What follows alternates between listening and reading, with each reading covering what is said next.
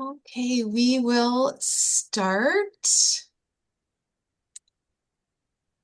All right, hello everyone, and welcome to the launch of Circularity in Built Environments, a new research home for building the circular future.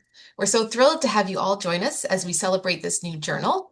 I'm Hillary. I'm going to start us off in just a second with some information on Canadian science publishing. Then you're going to meet the editors of this new journal, which includes founding editor Dr. Abby Friedman, and our co-EICs, Drs. Naomi Kina and Marco Rauge. And we'll hear from them why this journal is so important and why now is the time to launch it.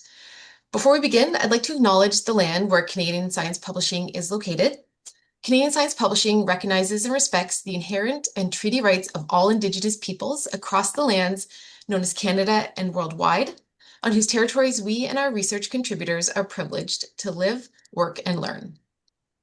We gratefully acknowledge the Anishinaabe Algonquin Nation, on whose unceded and unsurrendered territory our Ottawa office is located.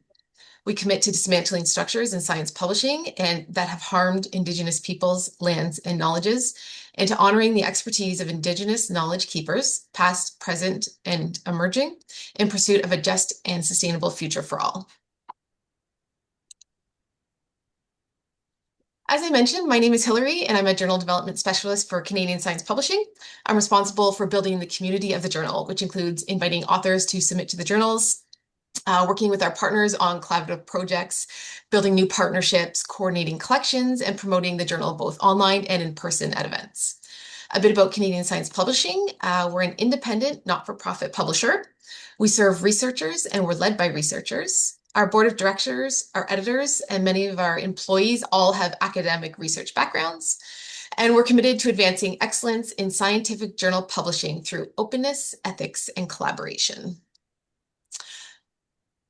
Oh, one thing I do want to mention, if you have any questions during this webinar as we move through this, please feel free to use the Q&A box that's in Zoom. So at Canadian Science Publishing, we use state-of-the-art technology and a human touch to ensure that research reaches a global audience while we maintain high publishing standards. This approach allows us to quickly meet the demands of the academic community without compromising on quality. We ensure efficiency, speed, and integrity for all parts of the publishing process, and together we can bring research to the world. This map illustrates the reach of our published content around the world. We're Canadian-based, and while we have a strong focus on Canadian research, we also publish research from around the globe. We support various disciplines of science, and we encourage the exchange of ideas across borders, contributing to the global research ecosystem. With authors from 179 countries, currently about half of what we publish comes from Canada, and the other half comes from countries around the world. So from here, I'd like to hand it off to the editors of this journal, starting with our founding editor, Dr. Abby Friedman. Hello, everyone. Nice to be and meet all of you, albeit online. My name is Avi Friedman. I am a full professor at McGill University School of Architecture, where I've been working for many years. I co-founded in that school the Affordable Homes Program, which I now direct. My research concentrates on housing, primarily in the residential area, and in particular on affordability and sustainability. With my colleague Naomi, we recently have been working on circularity and taking on a variety of projects. I'm also a practicing architect in the area of residential design in the community and the dwelling level, and doing a great work also in the area of urban renewal. Yeah.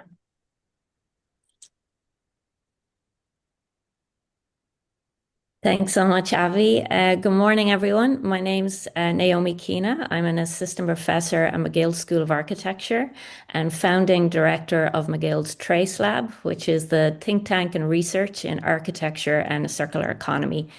And at Trace Lab, we investigate data-driven circular economy approaches to complex challenges, such as the housing crisis, which is really a global issue, as well as socio-ecological resilience in the building sector.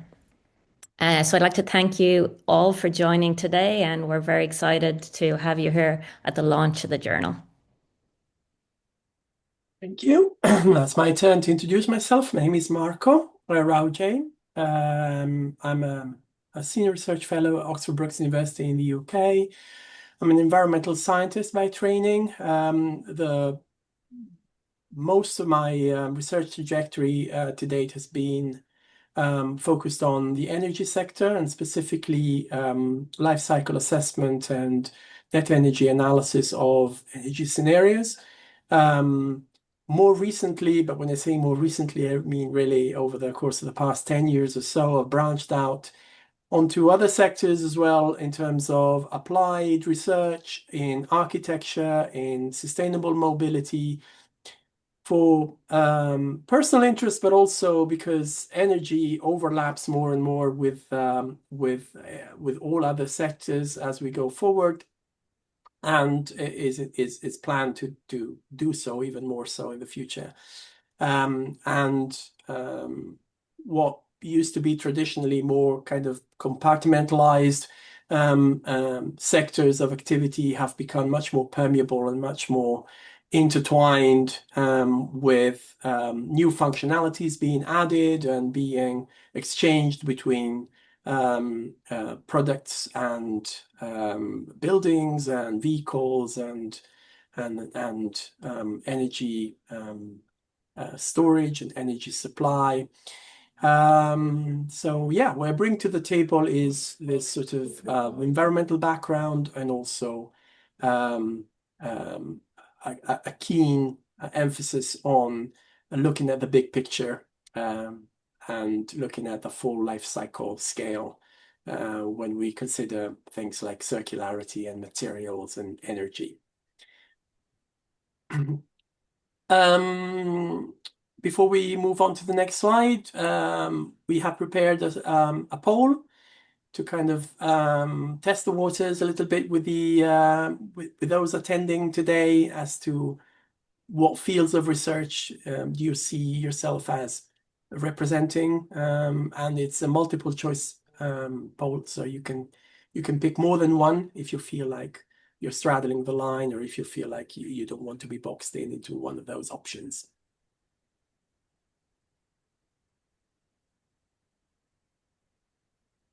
And the results of this poll will be shown live as we continue with our seminar today. Yeah, we can give this maybe a minute, but we can also keep going with the slides, I suppose, while the answers start coming in.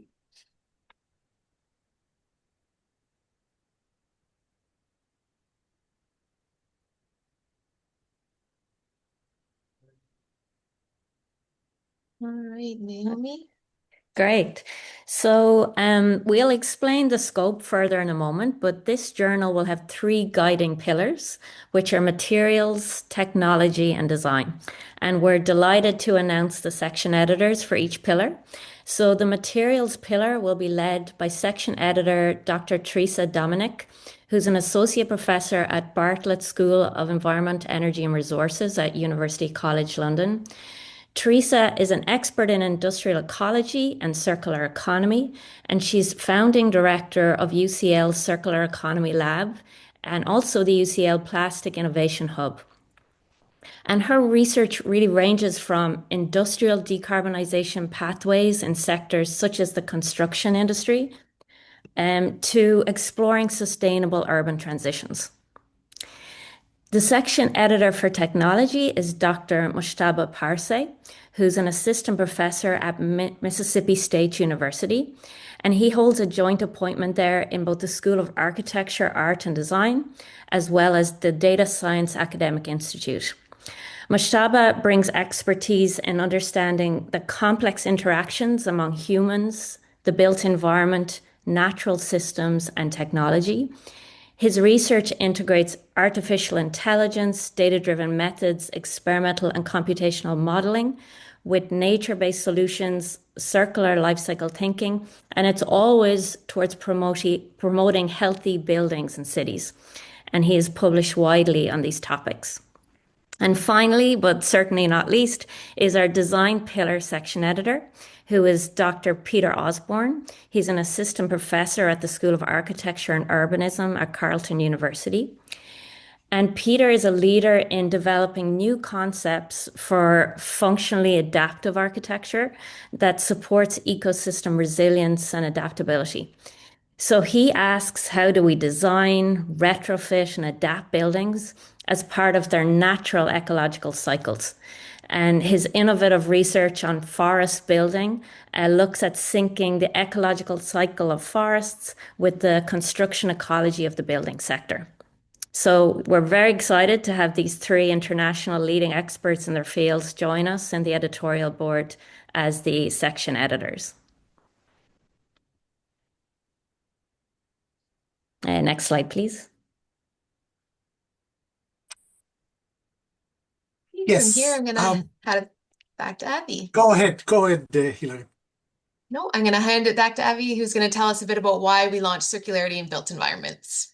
I believe that we are living in a time where there are so many writing on the walls that call for such journal and compiling information on this subject to be introduced. Many of the things that I'm about to say need not to be talked about very long, but we are aware that things are changing. We are now facing what one may call a perfect storm of conditions that affect or will affect the built environment. Climate emergency or urgency and material constraints are chief among them. We recognize that all the things that are happening in the world in terms of climate are impacting severely many communities around the world. We also recognize that materials that in the past we used to take for granted and use many of are now being constrained, and we have to be very careful about using them. Another shift is happening in the way cities writing their building codes and zoning and so on. And one of them is that there is a tendency in many municipalities and communities globally to prioritize reuse over demolition. In other words, in some cases, demolition became a bad word. And if something is demolished, the material used in that building is now channeled to recycling and less to waste collection. Another change is that we are now on the cusp of many technological changes, one of which, of course, is the artificial intelligence and so on. But we are seeing that those technologies that come at the same time of these other constraints enable us to find technological solution to the challenges that I just mentioned. And then something is happening. As an architect, I can talk to that. Something is happening in design of the buildings themselves. We are seeing transformation of the way we construct in cities.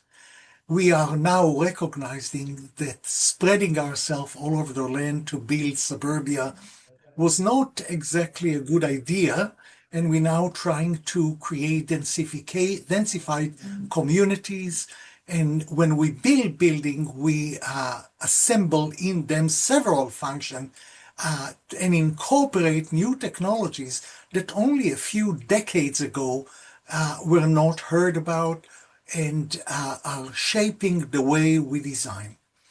Another change that happens in academia is the fact that gradually, and I can see it in our school, that circularity starting gradually to take a center place in the school curriculum.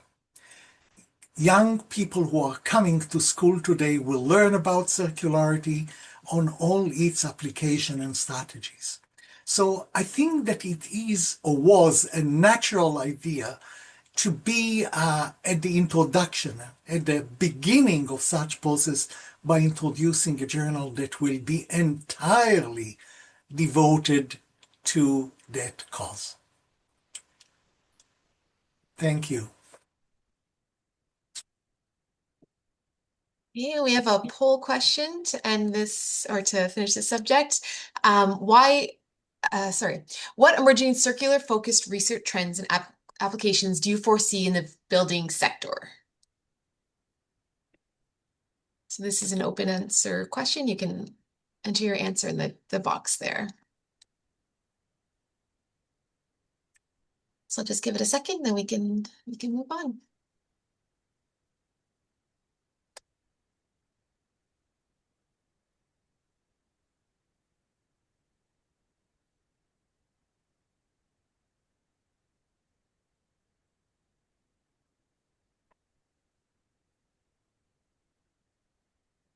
Great. So the vision for this journal, for the Circular Built Environment, Circularity in the Built Environment Journal, or CBE, is really to offer a global space or venue where groundbreaking research can explore multi-scalar, multi-temporal, and multidisciplinary nature of circularity in buildings and cities.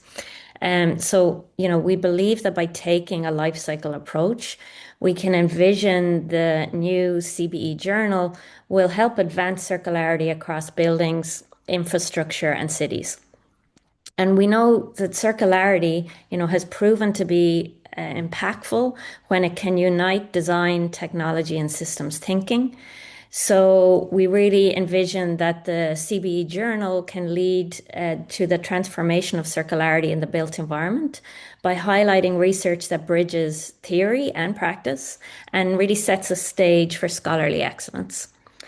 And as I said, circularity, in the built environment is multidisciplinary.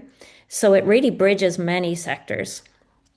So we envision that this journal will be a venue for bridging research, policy, and practice. And through the journal, we aim to influence global policy and societal well-being through dissemination of high-impact research in circularity and the built environment. So we're very excited to have, research that explores the life cycle because this is such a multidisciplinary, and it goes from the molecular scale to the territorial scale in many ways when you track the materials and energy in a building. So great. Next slide, please.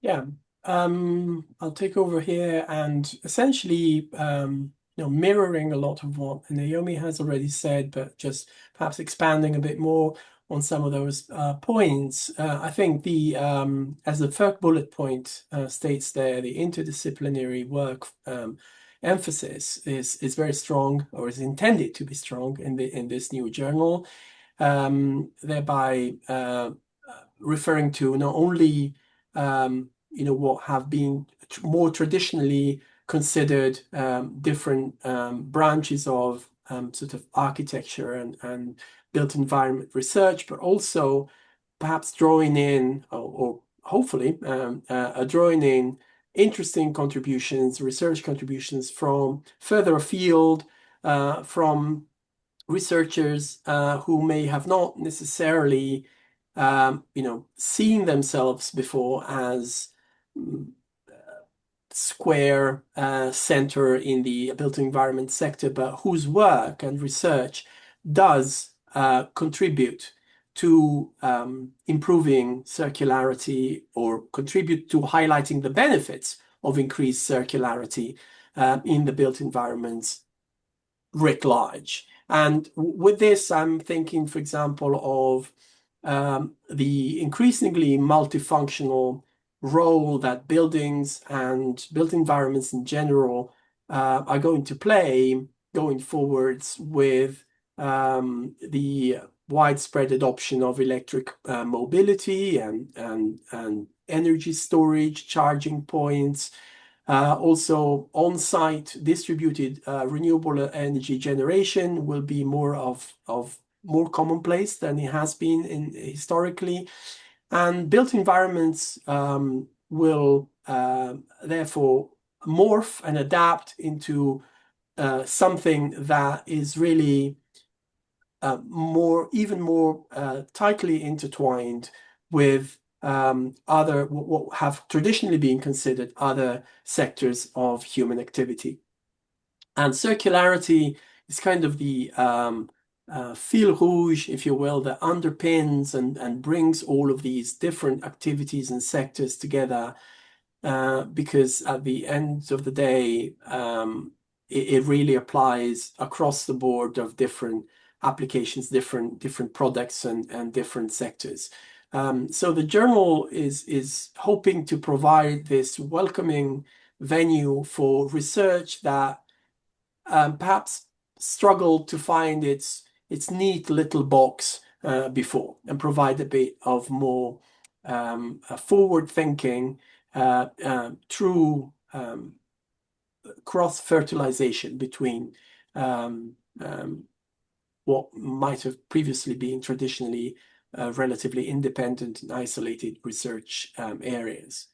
So the key point here that is the journal really means what it says on the tin, in that it is not intending to accept for publication work that has no clear circularity focus or lens, but it is otherwise very open to submissions that might perhaps have been considered a little bit left field previously in other venues, in other journals.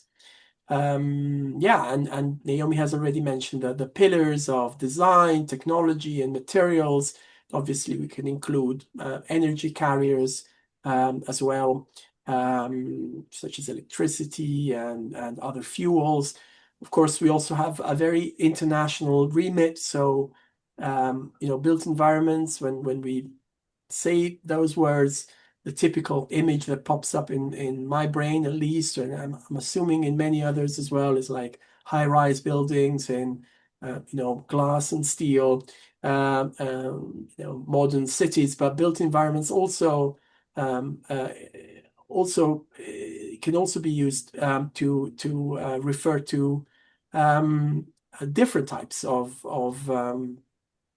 urban and peri-urban environments where different materials are used, and perhaps there's a larger degree of urban sprawl and more direct interaction with the surrounding ecosystems, such as in many other countries in the world and in the global south. Yeah, so that's just to add a bit more context and background, and a better, perhaps a bit more in clarity as to what we envisage to be the broad scope of CBE going forwards. And I think we can move to the next slide. Okay. And yes, yeah, I see a comment in the chat, which I think is very important. Sorry to steal this extra 30 seconds. If you have questions on things that have been, points that have been raised so far, you can start putting those questions in, expressing those questions in the Q&A in the chat, and then we'll collate those and attempt to give satisfactory answers to all of those questions. Yes, Hilary. Okay, wonderful. Okay, so for CBE, this journal accepts several article types, and every submission, regardless of format, is fully peer-reviewed. Research articles report completed studies that advance knowledge in circularity and the built environment. Reviews include quantitative, qualitative, and mixed methods evidence synthesis. Perspectives offer space for new ideas, reflections, and emerging challenges. Methods papers introduce new or improved methodologies. Notes allow for smaller scope projects and community engaged work, including lessons learned. And discussions and replies provide a peer-reviewed forum for technical or interpretive dialogue on published work. So all submissions, again, are peer-reviewed, and our goal is to support authors through a fair, rigorous, and transparent process. So from here, I'll pass it back to Avi.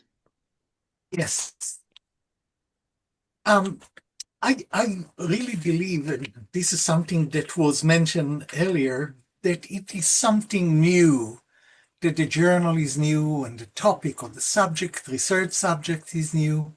And what we would like to encourage submissions, and really something that eventually, a few years from now, will be the leading journal in the subject of circularity. So what constitutes a strong submission? We believe that there needs to be a contribution to the subject. In other words, as I mentioned, it is a new area, but I believe that somewhere around the world, or all over the world, people are doing very interesting research, and we would like to see research of the kind that make contribution. This will be done in evaluating the submission. And those who use innovative, interesting, and strong methodology in obtaining the research result, and then practical relevance and impact. This is very important. We are not looking only or exclusively to academic papers.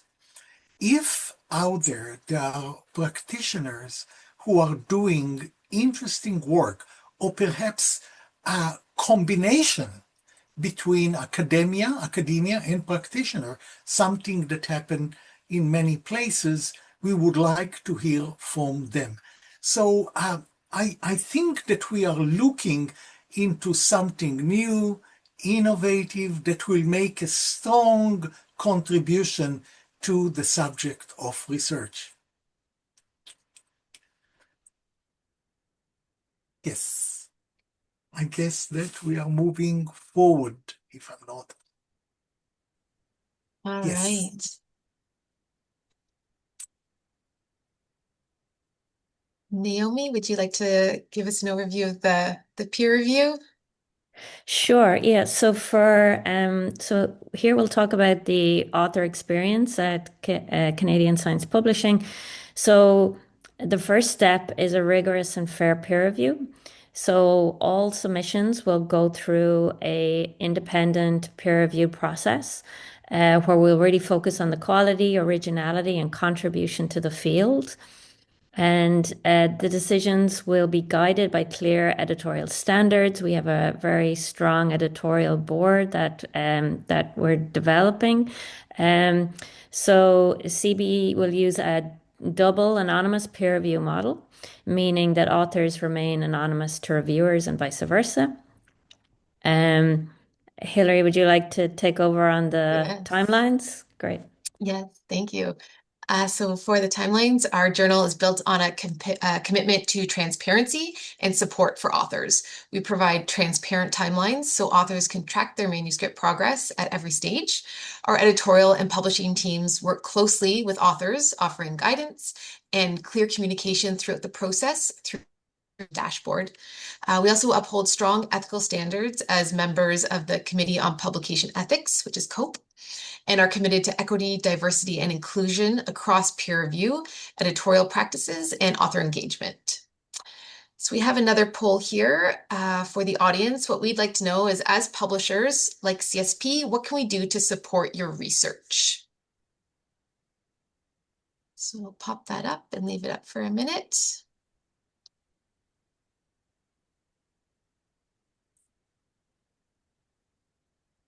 And while that's up, I'll move to the next slide. So this journal is fully open access, meaning the final peer-reviewed article is free for anyone to read, share, and build upon. All articles are published under a CC BY license, allowing others to reuse and adapt the work with appropriate attribution to the authors. Access is immediate and permanent. There are no embargoes or subscription barriers, ensuring your research reaches the widest possible audience from day one. To support early contributors, we are waiving article processing charges for all papers submitted in 2026 that are accepted for publication.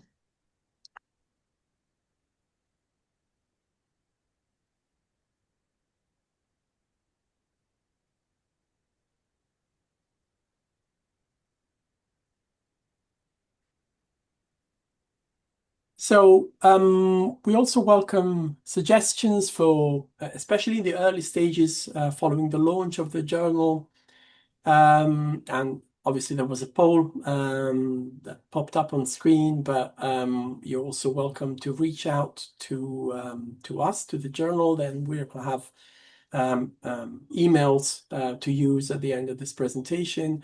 Something that we are considering having special issues down the road dedicated to specific topics or subtopics, and also opportunities such as inaugural collections, and we welcome also suggestions in terms of and we welcome people to come forward with offers to review for us. So essentially, that's also part of the reason why we're having this launch seminar today, is to kind of start engaging with the community who might be interested in contributing to the success of this journal, and we remain open to have an ongoing dialogue with many of you in terms of how to steer the journal going forwards, and which instruments to use and which opportunities to leverage to make this journal as successful as possible. Yeah, Naomi, if you want to conclude on this slide. Sure, yeah. Yeah. So, as Marco said, we're interested in everyone getting involved. We were very excited by the number of people who registered for this event, and thank you so much to all those who are attending right now. So, we're open for submissions starting March 2026, so in a few weeks. So if you have a paper ready, you can submit it starting in March. We would encourage you to sign up for journal alerts. We will have all the contact details at the final slide, where you'll be able to do that and access our website where you can sign up for journal alerts, and to share the CBE with your network. So we please encourage you, if you know of people who are interested in this area, anyone doing research, colleagues, please let them know. We're really excited to have very innovative research happening on circularity. And as has been said already, it's a new topic, so we're excited that this is a venue that's solely focusing on circularity and the built environment. So we have a poll. I think the final one for today. So this one is asking, what professional societies are you part of? So I believe it should pop up in a moment. And maybe we'll give a moment for that poll. And then we'll just give people a few moments, and then we'll open the Q&A.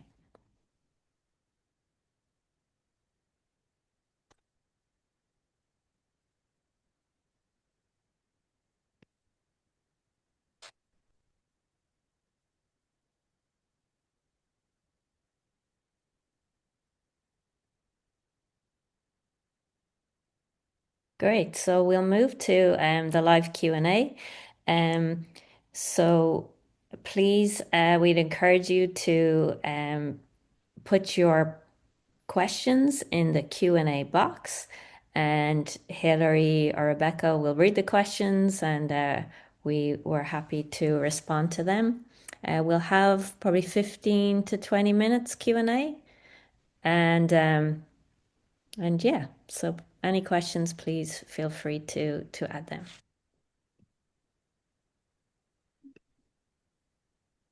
All right, I have one that I can start off with for you. Great.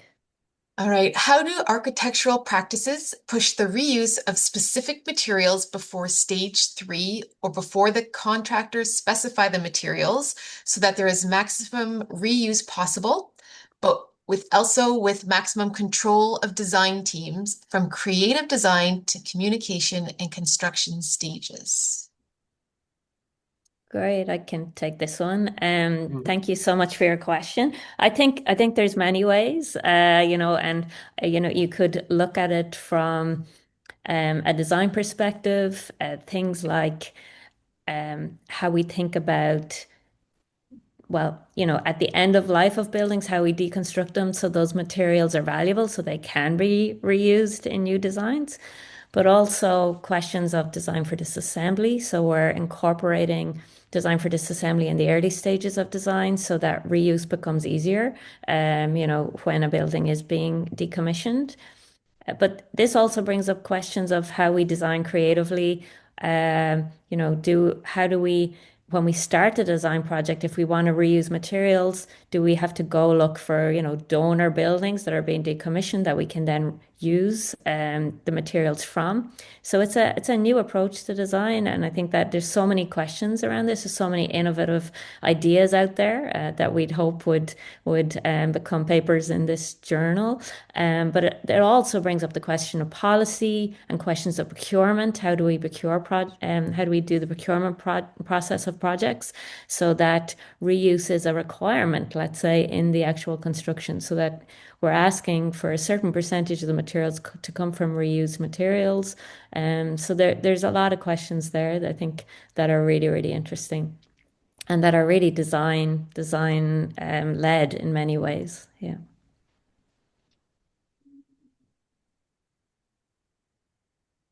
Do we have another question, Hilary? We do. This one is, what kind of impact do you hope circularity in built environment will have beyond academia, such as in industry, practice, or policy? Yeah. I can jump in again, and please, Marco, Yeah. Avi, feel free to Yes, jump in Yes. also. I yes. would say, we hope that we know that, scientific peer-reviewed research often, is cited and used and has impact on policy decisions further down the line. So I think, the ideas and the new research that will be innovative research that we hope will be published in this journal, and that this journal becomes a venue for and a forum for, we hope will, influence or certainly be cited and in policy. And by writing the peer-reviewed paper, it could influence a policy paper an author that publishes in this journal then goes on to do. So I think there can be a direct relationship. In many ways, a lot of academics are already working, within the policy arena. I think, Um, and yeah, sure, Marco, would you like to? sorry. No. I was just, you can say that something, perhaps stating the obvious, but Yeah. there's also value in just planting a seed without having full knowledge of, how it will blossom into how it will produce an actual impact in terms of policy. Because just having something out there, published in a reputable journal, peer reviewed, and obviously it will end up having a DOI. It will be there for eternity, and having visibility of a piece of research, some results that could be important in terms of pointing in the right direction, has value in and of itself, because then that can be relayed to policymakers. It can be quoted and used as evidence, as argumentation for then initiatives down the road. So I don't think we should underestimate just the value of having quality research outputs published in the first place, even if the link to actual policy impact might seem a bit tenuous initially, but there is still value in that. Yeah. Just want to say that. Yeah. Maybe a short comment. If we see or look at circularity and try to find an analogy or something that can provide a marker is similar to the introduction or discussion of sustainability in the 1970s. Mhm. 70s. At the beginning, it was a thought, an idea, but then gradually communities, municipalities, and so on enacted laws and building codes to support this idea. I believe that we are headed in that direction when it comes to circularity. I believe that in the near future, many of the things that are related to adaptive reuse, use of material, and so on, will be put into regulation. And in some community, at least in Canada, we know about Vancouver, for example, there are regulations that are put in place.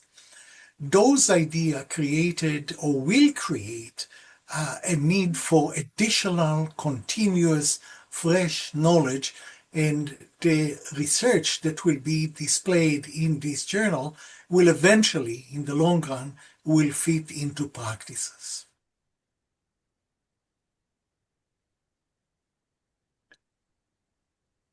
Thank you so Great. much. I have another question for you. I am a foresight practitioner. Is this an academic discipline valued by this journal? If yes, can you speak to the role of transdisciplinary design research and foresight in circularity? So I'd say yes, we're very interested in in this journal of, as I mentioned, theory to practice, so how ideas of circularity, circular strategies, so forth are actually, manifest in a building design in the process. How does that shape or change the linear thinking in the design process, for example?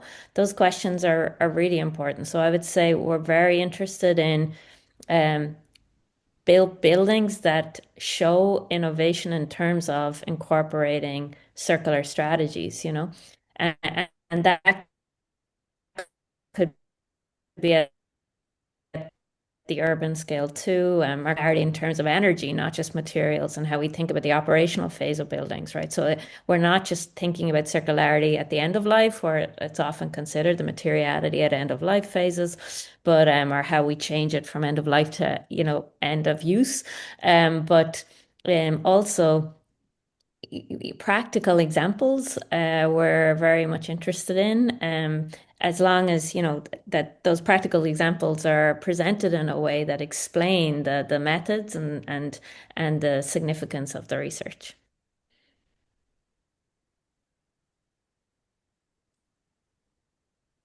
Okay.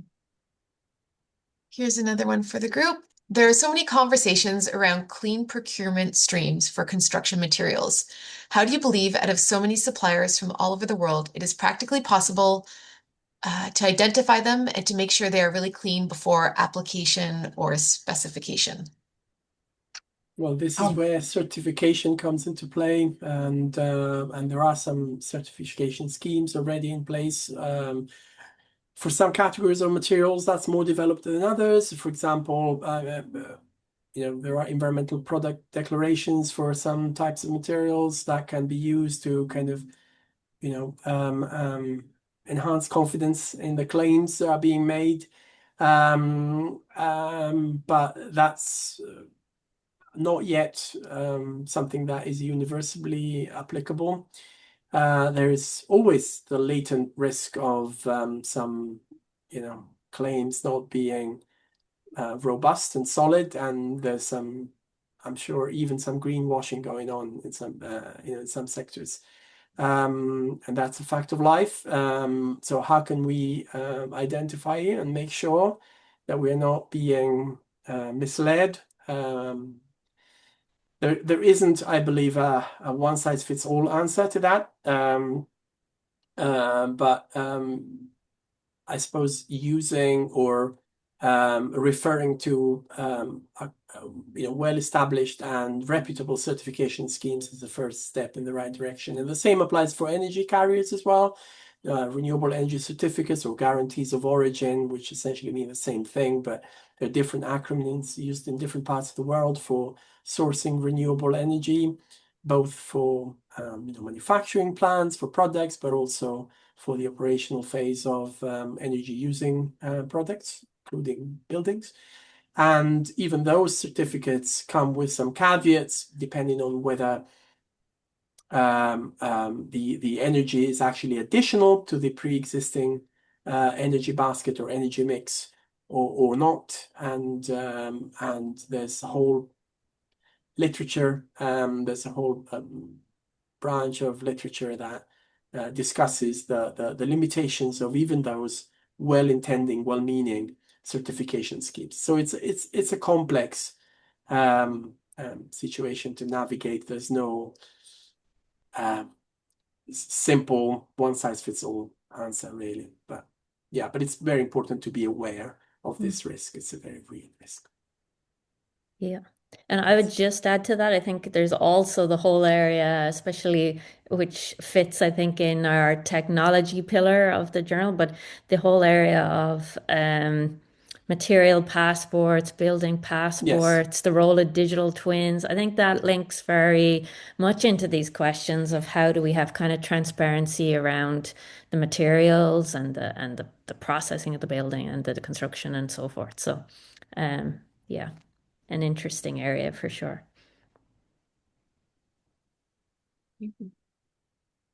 Right. We have one other question.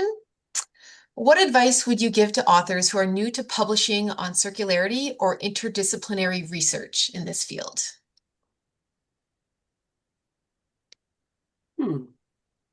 Avi, would you like to take that one? Yes. What is important when you submit when a paper is submitted to keep in mind the issues that I mentioned early on. There need to be we really want to have papers that offer innovative or newness. In other words, we would like to see something that will eventually give us a new frame of mind, thought, and so on. Not that we are rejecting any paper, but we would like to see something that is fresh and recently completed. And we also would like to see papers that really introduce some kind of novel methodologies and that has potential, some potential. They can remain theoretical, but have some potential of interest to move forward in terms of implementation. Again, I'm not closing the door on theories. Theories are very welcome, but we would like to see something that will have some leaning and contribution to implementation of circularity.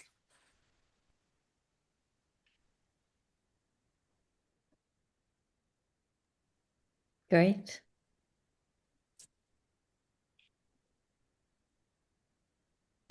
Any other Okay. questions? Yep.